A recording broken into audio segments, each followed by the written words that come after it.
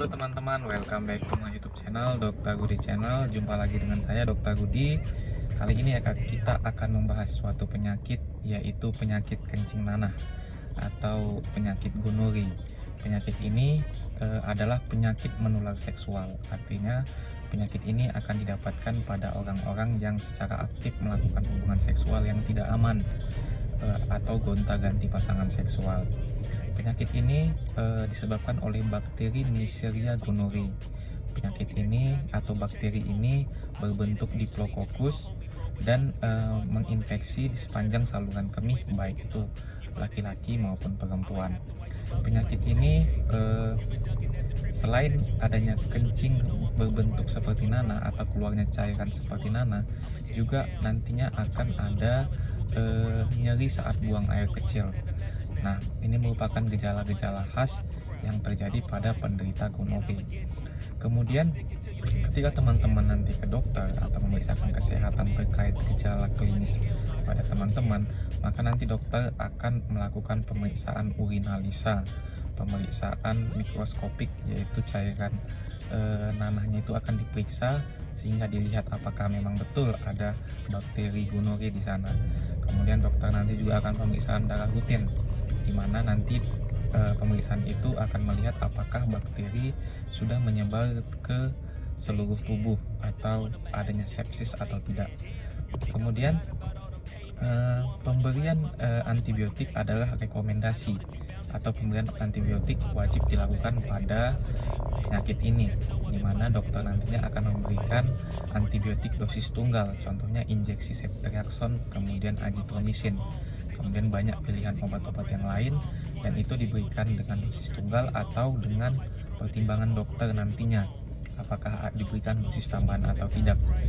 Kemudian penyakit ini pada umumnya masa inkubasinya yaitu sekitar 10 hari, atau bisa dikatakan ketika mulai terpapar dengan partner atau pasangan yang mengidap penyakit itu, nanti si penderita akan mengalami gejala sekitar 10 hari. Kemudian ketika dilakukan pengobatan, biasanya dokter juga akan melakukan pemeriksaan, yaitu sekitar 7 hari atau 1 minggu untuk melihat apakah ada respon dari pengobatan yang sudah diberikan. Pada dasarnya penyakit ini jika diobati dengan tuntas, maka dia tidak akan berlanjut atau tidak ada komplikasi. Sedangkan jika tidak diobati, pada wanita biasanya bisa mengakibatkan yaitu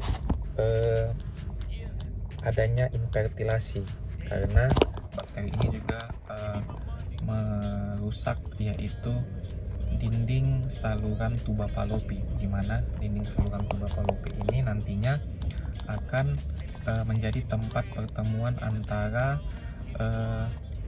sel sperma dan sel telur. Nah, ketika ini rusak, maka akan terjadi infertilitas atau bisa juga terjadi kehamilan ektopik atau kehamilan di luar kandungan.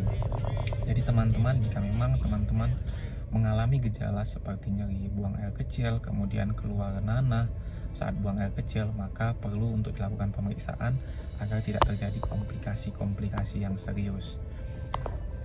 Oke teman-teman, cukup sekian informasi dari saya tentang penyakit gonorrhea. Jangan lupa like, komen, dan subscribe video ini, serta bagikan bagi teman-teman yang membutuhkan informasi terkait dengan penyakit gonorrhea.